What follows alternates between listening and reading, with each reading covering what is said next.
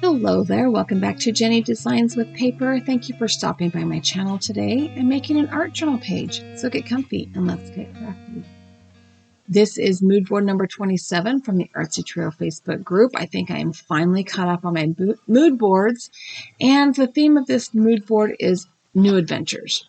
I wanted to do a little bit of watercoloring. I'm trying to kind of experiment and get better and practice at layering watercolors. I'm using my Magello Mission Gold watercolor palette. I have some Michaels branded watercolor paper. It's not the best. I don't love it, but it's in my craft room, so I will use it until it's gone. I am going to tape this 6 by 9 inch piece of watercolor paper to my hardboard with some painter's tape so that I can manipulate, turn the page around without, making a mess of things. My original page is like 5 by 8.5, so I have a very narrow margin on the sides, and then I don't care about the margin on the top and bottom because I have more room for error when I go to trim the white spots off, or the white space off the edge. So I'm just putting the tiniest of margins on my left and right hand side. So here again is my watercolor palette. I do have what's that word called? The little thingy that tells you what colors they are. I don't even know what that word is right now. Oh my goodness, it's been a day. I'm adding with a droplet, just some water into each of the pans to activate that watercolor. And I have a variety of sizes of brushes. I have a large round brush 8, a 6, a 4, and a 2. I even pull in a stippling brush at some point. But yeah. So to begin with, I'm putting water on the whole page. I'm using the big 8-inch or number 8 round brush, not 8-inch, number 8 round brush. And I'm just getting the page wet because it's watercolor. It needs a wet medium. And I'm going to start by adding some browns to the bottom of this page. I don't remember what colors I used. I really wasn't paying attention. I was just grabbing color. Like I said, this isn't practice for me in layering watercolor. I'm not real great at creating depth and dimension in watercolor yet, and I'm practicing. I'm learning. And art journaling is a great way to do that for me. I did flip the board around, and I'm working on the top half of this page now. I'm adding a layer of blue. One of the reasons I don't like this watercolor paper is I feel like the texture is just really aggressive. I don't know what the right word is there. Like, no matter how much paint I put down, I couldn't cover up that texture. I will be using my heat tool to heat set these so I can add more layers. I do like the blooming I'm getting down at the bottom with the brownish yellow color there. I'm going to add a second layer here. I'm not going to take it quite to the edge. It is a little bit darker. I know that when you get better at watercolors, you can change the value of your color just by adding more or less pigment, but I'm not there yet, so I'm using different colors. Same with the sky. I'm adding a darker color of blue. I'm trying to have it not be, I want there to be some hard lines in both the ground and the sky, but it's struggle bus for me today. I did come up with a method to do that though. I'm going to heat set these 2 areas. And then I'm going to pop up my phone here on the screen and show you what I'm going for. I'm trying to kind of create this beach, sunset, sunrise kind of view where you've got the sand, the water, the sky, and the sun and the sky. It's kind of what I'm going for. My sky got down a little bit low, but I'm going to make it work. So I'm going to go back in. I've added a little bit of purple to my brush, and then I'm dipping it back in that blue. And I'm using a very wet brush. There's lots of water on this brush. And I keep dipping my brush into my water pot and then picking up a little more pigment if I need it. But I'm going to heat set this while I am adding the pigment, the paint, to kind of create those imbalances of color that will create that sky-like texture where there's lighter spots and darker spots. It will also create some hard edges, which I'm totally okay with. Because it will help add interest to that sky portion of my painting. Totally like how that sky turned out. Totally liking that. I'm going to create something similar or do something similar with the sand portion as well, using my heat tool and a darker color brown. Here I'm just adding some Payne's gray to kind of get some darker areas in the sky. But using the very wet paint and the heat tool at the same time for me allowed me to get some of those, me and my impatience, right?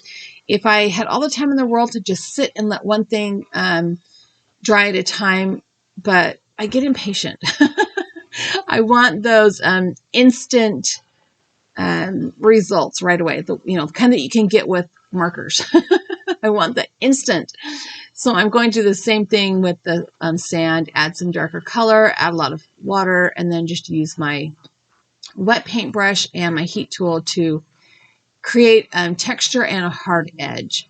I'm also using the little baby wipe, a damp baby wipe, to blot off the edges, just to keep my hand from laying in it mostly. Okay, so the next thing I want to do is create that sun. And this was hard for me. First of all, I picked like that bright yellow, and it was way too much. Sorry, I forgot to mute my phone. It was way, way, way too much for me. So I got it all on there, and then I got a paper towel or a baby wipe, I can't remember which, and I just kind of blotted some of that pigment back out to make it less lemon and more sunshine, and added some more water to the pigment that was remaining. Because it's watercolor, I ended up pulling that blue down into it, so I thought I could add some orange to create like that whole sun, here's the ball of sun thing, and then I added too much water, and the bloom went too far, and it was just, I enjoyed the practice. I did not enjoy necessarily the end result here. I kept dabbing it back, and but I enjoyed, I just can't say I enjoyed. I learned how these paints react. And the blues react differently than the yellows, which is normal of any watercolor. Each pigment is going to have a different type of reaction.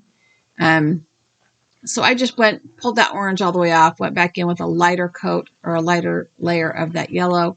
It is getting into that sky, so I'm using my paper towel to blot that up. But in the end, that kind of is, I had a tiny bit of that orange to kind of cover up where I went green there. I don't know that it was the most effective, but because, orange and blue are complementary colors, so they make mud. But it worked. Eventually at some point I decided to walk away. So I am going into my palette now, and I'm using more of the turquoise and greenish blues to put my water down. I want this to be the same as the sky. Lots of layers of different color blue, hard edges, lots of texture. I did use multiple colors just to kind of create that level of the depths and shadows, using my heat gun to dry it all back. I did bring the water up onto the sand. And now I'm going to add some white acrylic paint because it was on my desk. This is dollar store paint, and I have a stippling brush, a wet stippling brush. And I've used a stippling brush and acrylic paint to create snow. And it's not the greatest for waves. At least this brush isn't. It's a cheap, I don't know, dollar store or Walmart stippling brush. It's not the greatest for creating that crashing of the wave look I was going for. I don't know. I did come back in and fix it. I'm pulling those waves up onto the sand, as well as creating some lines of waves out in the water. I did put some of that white acrylic paint kind of up where that green and orange and yellow, or the blue and orange and yellow had kind of turned it greenish brown.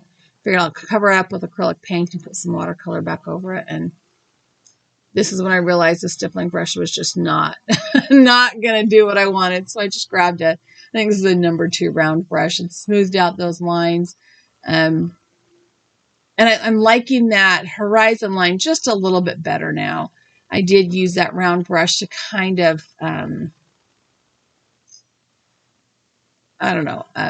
clean up, that's a good word, clean up my waves. And with the watered down acrylic paint and the round brush, I feel like I got a little bit better the look I was going for, especially because with the water on the brush, it mixed with the background layer of paint. So it did create that more wavy looking, thing. I also grabbed some of that yellow, not quite as light yellow, a little bit more of a mustardy yellow, and put it on top of that white line of acrylic paint I added. And I'm going to water that out and blend it out. It's still a little darker than I originally had planned it to be, but I'm going to walk away. I'm going to leave that part of it alone because the more I mess with it, the worse it's going to get. So here I've let it dry, or I've heat set it and then I let it dry, and I'm peeling back the paint, or peeling the painter's tape rather. One tip I have is to start way off your page, which is why my tape goes past the edge of the page, and pull at an angle.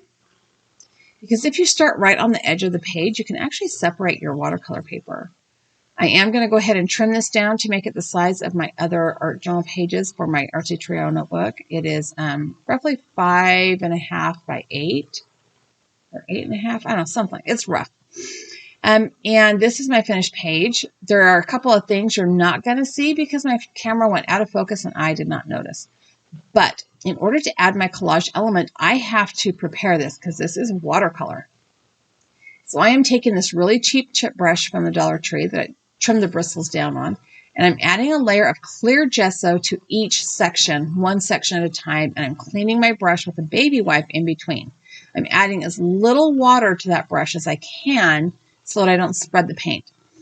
It does this chip brush does leave some like line texture in the clear gesso, but once I heat set it and dry it back, you really don't notice that at all. Like I'm looking at the dried page now, and here's where my camera lost its ever-loving mind. Like it completely went out of focus, so I've zoomed through parts of this. This is my focal image. It is a couple of stacks of books just piled up, and I've cut them out. This is something I printed offline. I cut it out, and I've put some brown archival ink around the edges to hide that white core paper. I typed up a quote. So the theme of this mood board is new adventure, and I was fussing at my 8th grader because he's a boy and he is super not into reading anything that are not instructions for video games right now. And I was trying to explain to him how reading is like taking a new adventure. So back to the page for a minute. I have this Ranger texture paste. It's a sand paste, and I'm going to color it. And I first tried to color it with the archival ink, but obviously that's not going to work because the archival ink is not water reactive. So I pulled in some acrylic paint. This is a distress acrylic paint.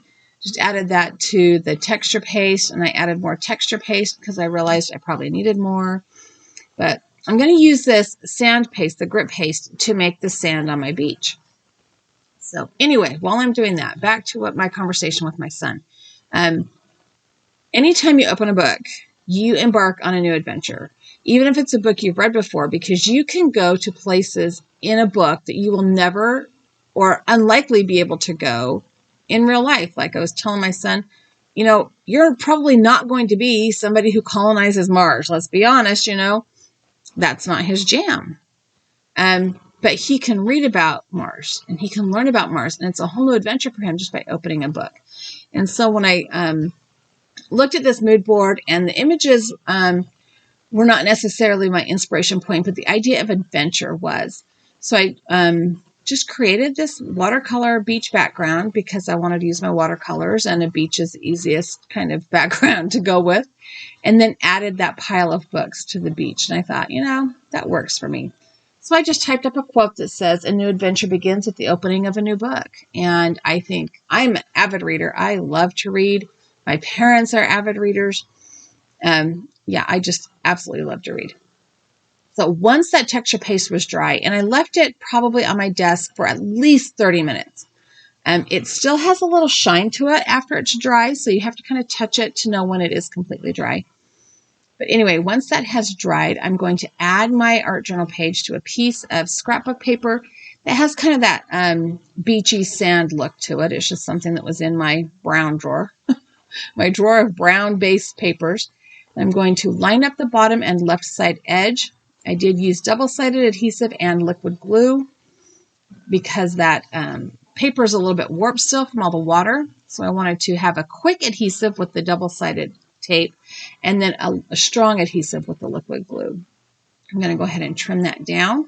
I'm going to adhere my mood board picture, my printout, to the back of my art journal page. I'm remembering to put it over on the left because when I flip it over, the holes for my hole punch are going to go on the left on the front.